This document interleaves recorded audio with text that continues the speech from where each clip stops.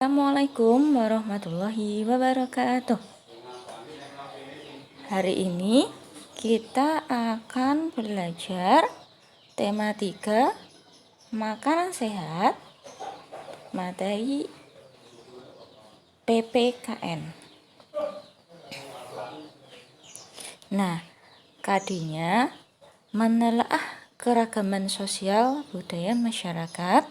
KD 4.3 menyelenggarakan kegiatan yang mendukung keragaman sosial budaya masyarakat. Nah, apa saja sih keragaman itu? Paham ya keragaman itu? Keragaman itu maksudnya itu keberagaman, perbedaan, macam-macam. Nah, kita kan orang Indonesia itu kan dari Sabang sampai Merauke itu kan terdiri dari banyak pulau-pulau dengan bentang alam yang sangat luar biasa. Bahkan Indonesia, orang Indonesia bagian barat dan Indonesia bagian timur itu saja sudah sangat berbeda ya. Entah itu budayanya, adat istiadatnya dan lain sebagainya. Itu yang disebut dengan keragaman. Apa saja keragaman itu yang ada di Indonesia? Yang pertama agama. Di Indonesia itu ada 6 agama yang diakui, yaitu Islam, Kristen, Katolik, Hindu, Buddha, dan Konghucu. Nah, itu kalian sudah pernah mempelajari di kelas sebelumnya tentang keragaman agama dan juga tempat sembahyangnya, tentang peribadatannya dan sebagainya. Itu di kelas sebelumnya ya. Selanjutnya mata pencaharian pekerjaan. Nah, jadi Indonesia sangat luas, banyak pulaunya, banyak daratannya, banyak lautnya. Tentu saja pekerjaannya berbeda-beda. Ada yang daerah pesisir itu pekerjaannya sebagai nelayan, petani garam dan sebagainya. Di daerah dataran rendah itu bisa pekerja kantoran, pekerja pabrik, toko dan sebagainya. Kalau di dataran tinggi itu bisa tani perkebunan kopi, perkebunan teh dan lain sebagainya. Itu keragaman, perbedaan mata pencaharian. Kemudian adat istiadat. Adat istiadat ini jelas ya, adat istiadat ini bisa dari tarian daerahnya, bahasanya, sukunya. Nah, itu banyak sekali di Indonesia, sangat luas dan sangat beragam. Contohnya di daerah Sumatera sana, daerah Medan ada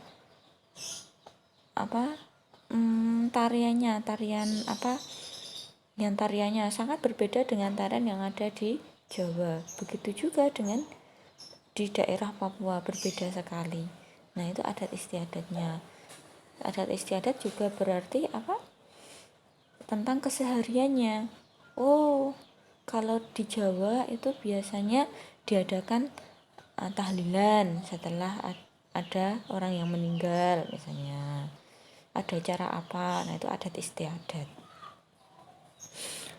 Selanjutnya, perbedaan keragaman suku bangsa dan bahasa daerah. Nah, ini sangat luar biasa ya Indonesia ini keragamannya dan kekayaannya.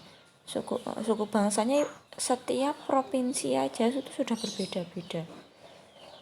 Yang kalau di daerah Jawa itu ada suku Jawa, suku Sunda, suku Tengger, suku Baduy.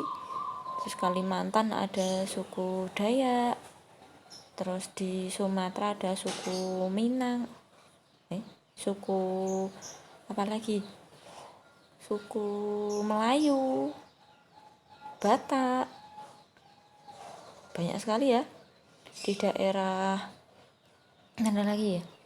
di daerah Papua sukunya suku Dani, suku banyak sekali.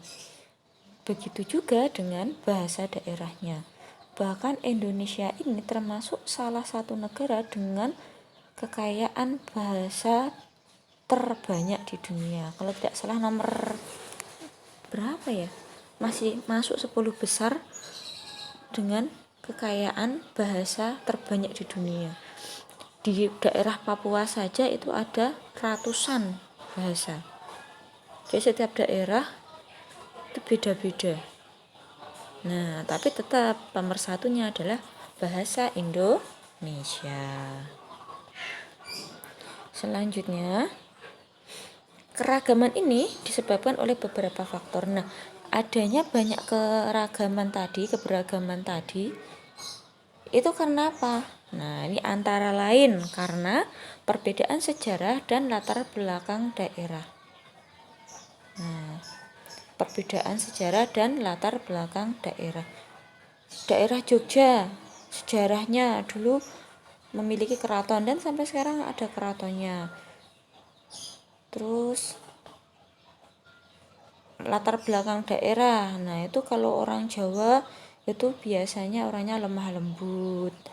Kalau orang daerah Sumatera biasanya bahasanya itu ngomongnya keras.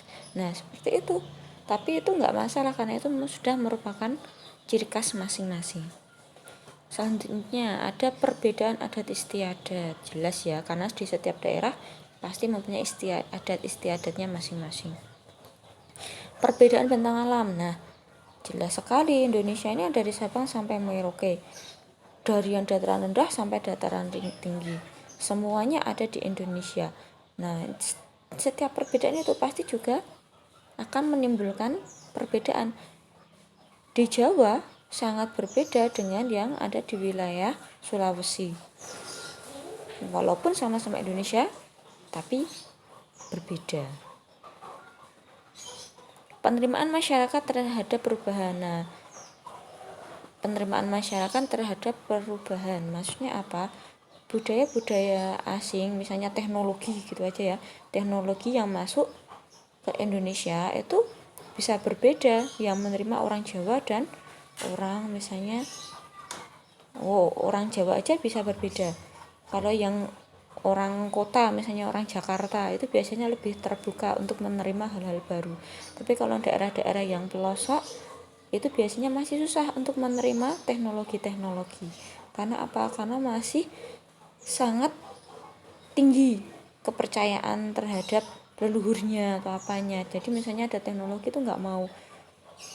Contohnya itu suku Baduy yang ada di Jawa Barat itu sampai sekarang di Jawa itu masih susah untuk menerima teknologi. Tapi ya nggak masalah karena justru itu menjadi suatu kekayaan Indonesia.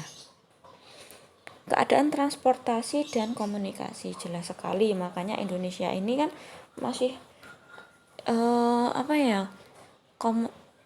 transportasinya kan masih sangat berbeda ya. Di Jawa itu sudah gampang, apa-apa mudah, apa-apa bisa ditemui.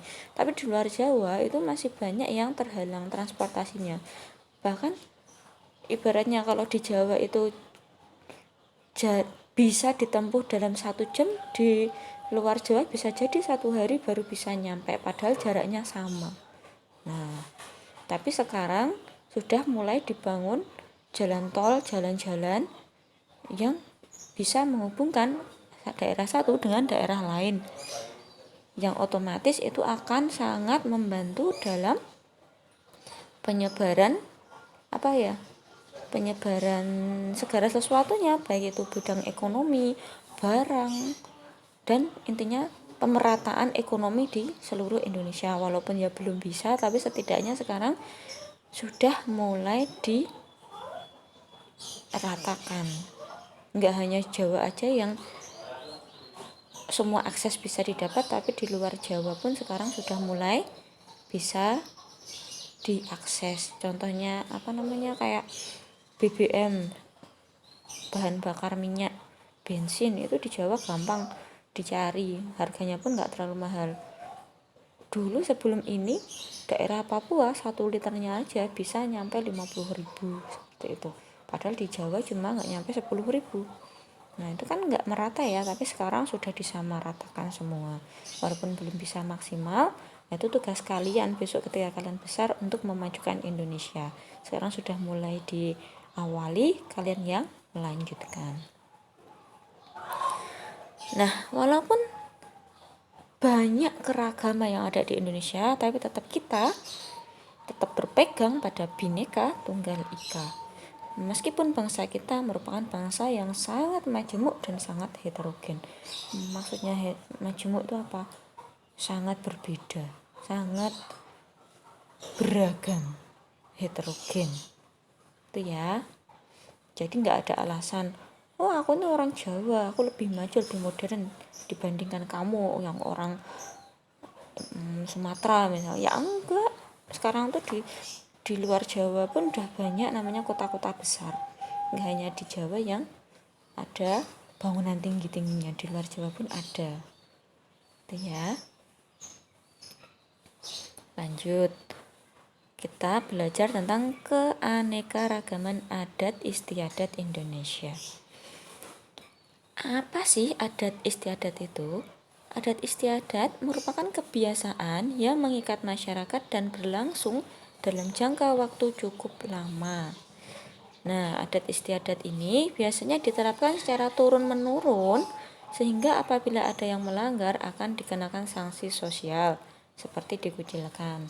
Nah, jadinya itu kalau adat istiadat itu sesuatu yang sudah dilakukan turun-menurun. Contohnya kalau di Jawa, orang hamil misalkan, orang hamil, 4 bulan itu ada ngapati, 7 bulan adanya mitoni. Itu termasuk adat istiadat yang secara turun-menurun dilaksanakan. Nah, kalau nggak dilaksanakan biasanya akan menjadi omongan, dikucilkan di masyarakat. Oh, dulu itu nggak diselamati, kayak gitu.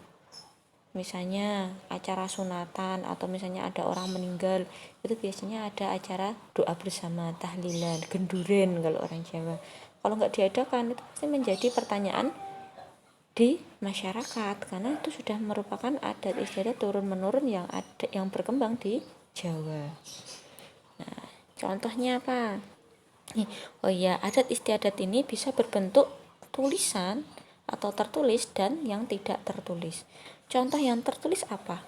Contohnya piagam-piagam raja. Itu biasanya tulisan-tulisan, entah itu surat pengesahan raja dan sebagainya, atau misalnya hukum. Kan banyak tuh prasasti-prasasti yang ada di zaman dulu yang ditemukan, itu ada menulis di atas batu itu ya, tulisan tentang hukumnya, ceritanya. Nah, itu termasuk adat istiadat yang tertulis. Contoh yang lain lagi, peraturan hukum adat tertulis, penataran desa, agama desa. Nah, itu biasanya tertulis di misalnya di wilayahnya masing-masing. Oh, kalau misalnya ini misalnya baru lahir, itu biasanya apa, itu ditulis. Itu termasuk hukum yang tertulis. Nah, sekarang contoh adat istiadat yang tidak tertulis apa?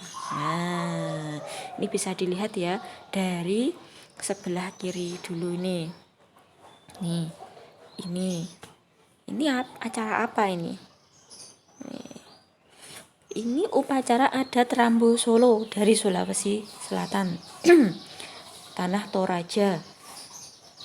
Ini merupakan upacara kematian, upacara yang dilakukan untuk menghormati orang yang meninggal. Jadi ketika orang meninggal itu nanti dimasukkan ke rumah-rumah kecil-kecil itu. Ini yang ini ya. Nanti ada acaranya. Rumahnya ini namanya tongkonan. Ini adat dari Sulawesi Selatan, upacara adat Rambu Solo. Kemudian yang kedua ini upacara adat Sisingaan dari Jawa Barat. Nah, ini acara apa? Mengarak anak sehari sebelum dihitan. Jadi 1 hari sebelum disunat, dihitan, itu anak diarak keliling kampung, dinaikkan ke singa atau apa itu diarak keliling kampung. Nah, tujuannya apa? Biar anak yang mau disunat ini tidak takut, biar seneng, kayak gitu. Ini upacara adat Sisingaan dari Jawa Barat. Singa ya, naik Sisingaan, naik singa. Selanjutnya ini upacara adat Ngaben dari Bali. Ini pembakaran jenazah orang yang sudah meninggal, karena memang adatnya orang Hindu, kan Bali kan Hindu ya, mayoritas agamanya itu memang orang meninggal itu dibakar. Ada juga adat di Bali itu, jadi ketika orang meninggal itu nggak dibakar, nggak dikubur, tapi diletakkan di bawah pohon, di hutan kayak gitu, diletakkan di bawah pohon. Bu, apa nggak bau? Enggak, karena di hutan itu merupakan hutan apa ya itu yang kapur barus, jadinya baunya itu teredam, jadi nggak terasa bau karena ada bau-bauan wangi-wangian kapur barus itu upacara adat yang ada di Bali, kaitan lebih ke upacara agama. Tapi kalau orang Islam di Bali gimana Bu, pakai dibakar? Ya enggak, tetap dikubur seperti biasa. Selanjutnya nih pertunjukan wayang dari Jawa Tengah, Yogyakarta. Nah itu banyak wayang kulit, tapi walaupun sekarang sudah mulai banyak ditinggalkan. Nah ini harusnya dilestarikan.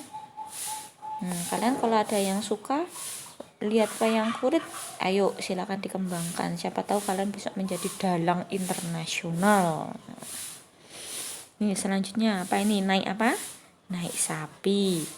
Ini merupakan acara karapan sapi dari Madura. Karapan sapi itu apa Bu? Balap sapi. Jadi balapan tapi naik sapi. Enggak hanya naik kuda aja balapannya, tapi naik sapi. Tuh bisa kalian lihat ya, nanti kalian lihat search di Google atau YouTube itu tentang upacara adat yang ada di Indonesia. Sangat luar biasa, sangat beragam sekali ya. Nah, nih selain ada keragaman adat istiadat tentang upacara-upacara, Indonesia juga kaya akan alat musik daerah, yang setiap daerah itu berbeda-beda. Contohnya ini ada apa? Gamelan atau kerawitan, itu biasa di daerah Yogyakarta atau di Jawa Tengah. Terus yang ini ada angklung ini dari Jawa Barat. Yang ini sasando dari Sulawesi. Nah, Bu kan ada banyak lagi Bu. Iya, banyak sekali. Contohnya di Sumatera itu ada akordeon, di Sulawesi itu ada ukulele, di Papua ada tifa. Nah, ada berbagai macam. Itu kalian silakan cari, kalian lihat bagaimana cara menggunakannya. Nah, manfaat keberagaman. Nah, apa manfaatnya? Kita tadi sudah belajar banyak tentang keragaman. Nah, manfaatnya apa? Untuk mempererat tali persaudaraan dalam persatuan. Menjadi aset wisata. Nah, ini sekarang menjadi aset wisata ya. Contohnya apa? Orang di sawah aja, Pak Tani di sawah ngeluku pakai sapi itu aja sekarang menjadi hiburan ya. Menjadi wisata. Kemudian sebagai identitas bangsa, contohnya apa? Batik. Itu sudah menjadi warisan dunia. Batik itu sudah diakui sebagai warisan budaya dunia milik Indonesia. Reog Ponorogo, reog ini yang kemarin diperebutkan dengan Malaysia. Masing-masing Indonesia dan Malaysia mengaku bahwa itu punya miliknya. Ya sebenarnya sama aja, karena kan Malaysia dan Indonesia itu kan serumpun ya. Bahkan dulu kan dikuasai, merupakan satu negara besar. Indonesia dan Malaysia itu kan jadi satu dulu ketika di era kerajaan Majapahit. Nah, jadi nggak heran kalau misalnya di Malaysia juga ada batik, itu juga ada reog, juga ada tarian mirip-mirip. Kenapa? Ya karena dulu kita itu kan satu negara sebenarnya di bawah kekuasaan kerajaan Majapahit. Jadi nggak heran kalau budaya dan bahasanya juga sama tuh. Jadi nggak terus Malaysia gini, Indonesia gini, enggak, karena kita itu sama. Ibaratnya dulu Jawa dan Sumatera, ibaratnya kan kayak gitu, tapi kan sama tuh. Nah, suatu saat Sumatera itu berpisah dengan Indonesia misalnya. Nah, terus budayanya ada yang sama antara Sumatera dan Jawa, ya nggak apa-apa ya, orang dulu itu satu negara kan kayak gitu ya. Jadi nggak usah heran, nggak usah mengadu domba ibaratnya, oh Malaysia itu gini, Malaysia itu gitu. Nah, itu enggak ya, memang mengaku-ngaku misalnya Malaysia, enggak, karena kan memang dulu kita itu di bawah satu kerajaan, yaitu kerajaan Majapahit. Jadi nggak heran kalau budayanya itu juga sama. Sebagai media hiburan jelas sekali dan memupuk sikap toleransi. Nggak usah jauh-jauh, di asrama kita aja itu kan banyak ya, ada yang dari Sumatera, ada yang Kalimantan. Nah itu kan semua bersatu ya, semua saling bertenggang rasa. Ketika di asrama semua berteman, nggak ada yang dibeda-bedakan. Sikap yang perlu dikembangkan apa? Itu toleransi, tenggang rasa, sikap cinta tanah air dan nasionalisme. Kemudian kesadaran sosial, mau saling tolong menolong, dan sikap menegakkan hukum bagi semua warga tanpa kecuali. Nggak ada misalnya kalau dia orang Kalimantan jadi diistimewakan, tuh enggak, sama aja. Menghormati dan tidak merendahkan suku lain, jelas sekali ya, nggak boleh saling merendahkan. Kemudian keragaman dapat kita temui di berbagai kesempatan, misalnya dalam berorganisasi, nah atau kelompok kayak gitu. Jadi ada kelebihan tapi tetap ada kelebihan dan kekurangannya kerjasama dalam kelompok. Apa saja kelebihannya? Bisa dilihat, meningkatkan informasi dan pengetahuan, meningkatkan kinerja, meningkatkan penerimaan atas suatu solusi. Nah, membuat pekerjaan terasa ringan dan cepat selesai, dan mendorong semangat gotong royong dan kekeluargaan. Itu kelebihannya bekerja sama dalam kelompok. Tapi juga ada kekurangannya. Apa saja?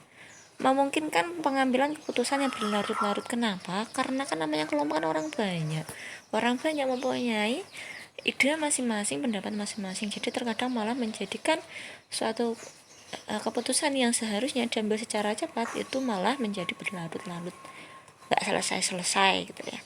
Adanya agenda-agenda yang tersembunyi, nah itu karena setiap orang punya pemikiran masing-masing. Jadi ada yang mau ini, akhirnya ada sesuatu yang dikerjakan sendiri tanpa sepengetahuan kelompok lain.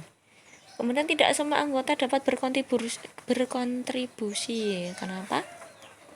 Karena biasanya yang suka aktif itu aja, yang suka diem ya diem aja. Nah itu nggak boleh ya, tetap harus aktif semuanya. Misalnya kalian kerja kelompok tuh ya semua harus aktif, semua harus bekerja sama seperti itu. Biar mudah mudah dikerjakan dan cepat selesai. Nah demikian penjelasan dari Bu Neti. Apabila ada yang ditanyakan silahkan. Bu Neti akhiri. Wassalamualaikum warahmatullahi wabarakatuh.